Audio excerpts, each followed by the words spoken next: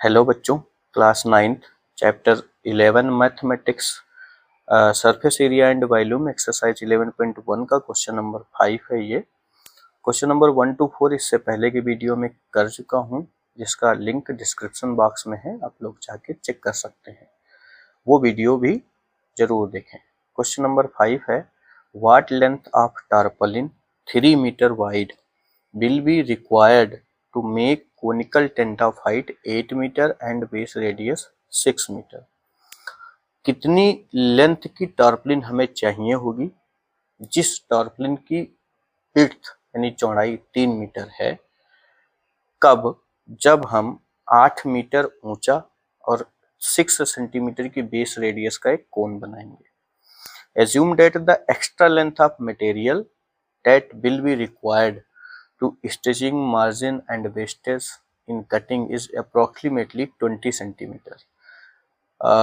Material का 20 centimetre margin रखते हैं, किसके लिए? स्टिचिंग और वेस्टेज के लिए, कटिंग के लिए। पाई की वैल्यू आपको 3.14 इसमें यूज करनी है। तो देखिए क्वेश्चन समझिए, क्या कह रहा है कि एक कोन बनाइए,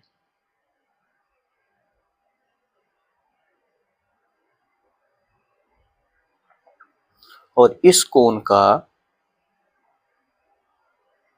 बेस रेडियस 6 सेंटीमीटर हो, मतलब कि ये 6 मीटर हो, ये 6 मीटर है, और हाइट कितनी हो?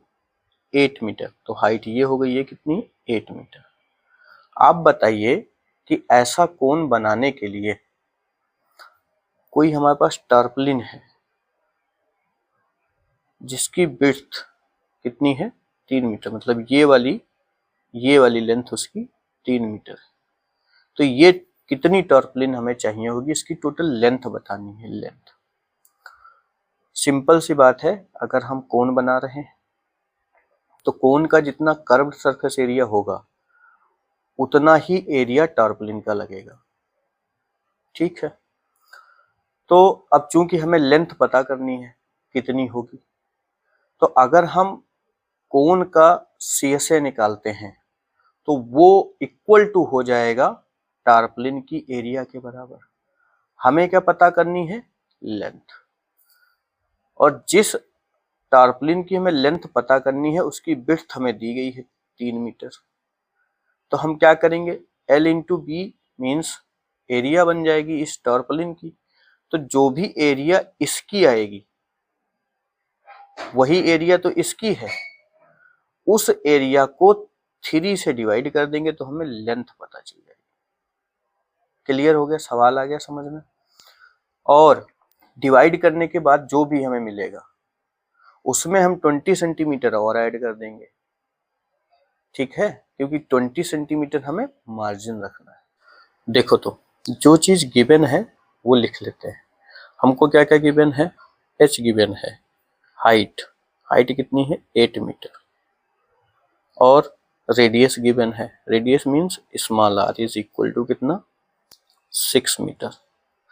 हमें इस कोन का CSA निकालने के लिए स्लैंट हाइट चाहिए, ठीक। तो स्लैंट हाइट कैसे निकालते हैं?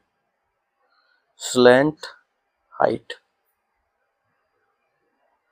Means L is equal to under root h square plus r square. तो ये h स्क्वायर मीन्स 8 का स्क्वायर, r स्क्वायर मीन्स 6 का स्क्वायर। ये हो गया 64 और ये हो गया 36। आंसर किस में आ जाएगा? मीटर में, ठीक है। तो ये हो गया 100 मीटर, बाहर लिया तो आ गया 10 मीटर। तो स्लैंट हाइट कितनी आ गई? 10 मीटर। अब हमको ये जो टेंट लगानी है कोन के शेप में, उस टेंट का हमें टोटल कर्व सरफेस एरिया पता होना चाहिए।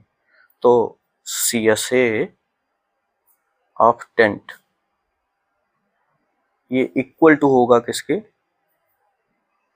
CSA ऑफ कोन, क्योंकि शेप कोन का है।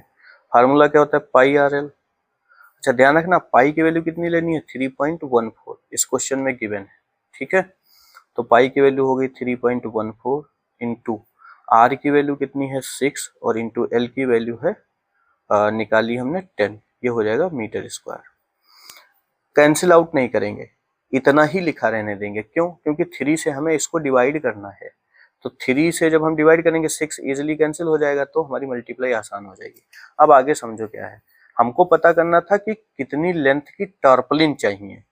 ठीक है, तो रिक्वायर्ड लेंथ ऑफ टार्पलिन स्टार्टिंग में समझाया था कैसे, एरिया जो ली वो एरिया टार्पलिन की ही एरिया निकली है पूरी। ठीक है, अब लूप चूंकि हमें उस टार्पलिन की विड्थ पता है, उस विड्थ से हम डिवाइड कर देंगे तो हमें लेंथ पता चल जाएगी, इसीलिए लिखा रिक्वायर्ड लेंथ ऑफ टार्पलिन। 3 से इसको कैंसिल करेंगे, 3 2 जा 6, ये हो गया 3.14 इंटू 10, मीटर से एक स्क्वायर कैंसिल तो मीटर, और इंटू 2, तो 2 से मल्टीप्लाई करा लेंगे इसमें, 2 4 जा 8, 2 1 जा 2, 2 3 जा 6 इंटू 10 मीटर। 10 से मल्टीप्लाई कराएंगे तो आ जाएगा 6280, 2 डिजिट के बाद डेसिमल लगा देंगे तो ये आ गया। इतनी तो लेंथ आ गई, लेकिन हमसे कह रहा था कि हमें टोटल बताइए कि टोटल लगेगा कितना, टार्पलिन कितना होगा, जिसमें 20 सेंटीमीटर वेस्टेज के लिए रखा गया। तो 20 सेंटीमीटर कहाँ यूज हम करेंगे, इसी में, plus 20 centimetre, plus 20 centimetre, plus 20 centimetre, plus 20 centimetre. ठीक है, इसीलिए बाद में किया। अब 62.8 में हम 20 सेंटीमीटर ऐड कर देंगे, तो यूनिट सेम होनी चाहिए, तो इसको हम मीटर में कन्वर्ट करें या फिर इसको हम सेंटीमीटर में कन्वर्ट करें। इसको मीटर में कन्वर्ट कर लेते हैं, आसान हो जाएगा। 62.80 मीटर प्लस सेंटीमीटर को मीटर में कन्वर्ट करने के लिए 100 से डिवाइड करते हैं, ये हो गया मीटर, ये हो जाएगा 0.20, 62.80 मीटर प्लस 0.20 मीटर। अब 62.80 में 0.20 मीटर और ऐड हो जाएंगे तो हो जाएगा 63.00 मीटर। ये फाइनली आपका आंसर हो गया। इतनी लेंथ की हमें टार्पलिन चाहिए। क्या किया था क्वेश्चन में, सबसे पहले स्लेंट हाइट निकाल ली थी, क्योंकि स्लेंट हाइट के बिना हम टेंट का CSA नहीं कैलकुलेट कर सकते। तो जब तक हम CSA नहीं कैलकुलेट करते तब तक हमको टार्पलिन की एरिया नहीं पता चलती कि कितना टार्पलिन लगने वाला है, क्योंकि 20 सेंटीमीटर तो हमें पता है, तो हमने CSA ऑफ टेंट निकाला। CSA of tent equal to CSA of cone pi RL, calculation करी, हमें वहां से ये उसका CSA पता चल गया। अब इस CSA यानी कि कर्व सरफेस एरिया, मतलब इतना ही टार्पलिन लगा है, प्लस 20 सेंटीमीटर वो मार्जिन के लिए है, और हमें लेंथ पता करनी है। तो लेंथ कितनी हो गई, 3 से इसको डिवाइड कर दिया, 20 सेंटीमीटर उसी में ऐड कर दिया, तो टोटल लेंथ हमें पता चल गई कितनी है, 63.0। ये लेंथ 20 सेंटीमीटर का जो था वेस्टेज, वो उस टार्पलिन की लेंथ थी 20 सेंटीमीटर। क्वेश्चन में गिवन, इन सोचना कि सर 20 सेंटीमीटर कैसे ऐड कर दिया, ये तो विड्थ भी हो सकती, नहीं। क्या लिखा है, assume that the extra length of material that will be required to staging margin and wastage in cutting is approximately 20 centimetre, मतलब लेंथ 20 सेंटीमीटर एज्यूम की गई है, तो ये लेंथ में ही ऐड होगी, इसीलिए लेंथ में ऐड किया है। Okay, next question, the slant height and base diameter of a conical tomb, tomb मतलब कुंभद, conical tomb are 25 metre and 14 metre respectively, मतलब स्लेंट हाइट कितनी हो जाएगी 25 मीटर एंड बेस डायमीटर कितना हो जाएगा 14 metre. Find the cost of white washing, cost निकालिए व्हाइट वॉश करने की, it's curve surface at the rate of 200 per 100 metre square, 210 पर 100 मीटर स्क्वायर, मतलब 100 मीटर स्क्वायर अगर हम व्हाइट वॉश करते हैं, पेंट करते हैं, तो कितना रुपया खर्च हो जाता है, 210 रुपये। आप टोटल बताइए कितना रुपया खर्च होगा। ठीक है, क्या क्या चीज गिवन है तुमको, स्लेंट हाइट L गिवन है, कितना है 25 मीटर, और डायमीटर गिवन है, डायमीटर गिवन है, डायमीटर है 14 मीटर। अब डायमीटर है 14 मीटर, तो रेडियस कितनी आएगी, radius R is equal to 14/2 metre, यानी कि आ जाएगी 7 मीटर। ठीक है, रेडियस आ गई कितनी, 7 मीटर। अब हमें कर्व सरफेस एरिया पेंट करनी है, मतलब इस कोनिकल टॉम्ब का ये वाला हिस्सा पेंट करना है चारों तरफ से। तो फिर हमको इसका क्या निकालना होगा, CSA। तो हम CSA कैलकुलेट कर लेंगे इसका, यानी कि कर्व सरफेस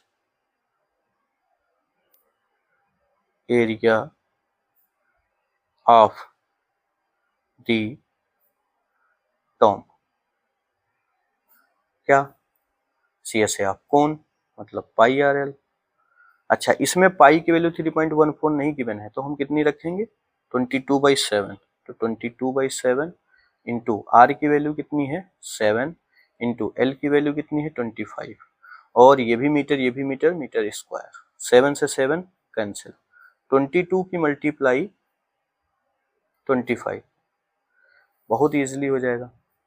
25 टू जा 50, 25 टू जा 50 और 55, 550 मीटर स्क्वायर। ये क्या निकला है, उसका कर्व सरफेस एरिया। इतनी एरिया हमें पेंट करनी है, ठीक है। अब देखो क्वेश्चन में क्या कह रहा है, 100 मीटर स्क्वायर को पेंट करते हैं तो 210 रुपया खर्च होता है। ऐसे देखो क्या लिखेंगे यहाँ, कास्ट ऑफ व्हाइट वॉशिंग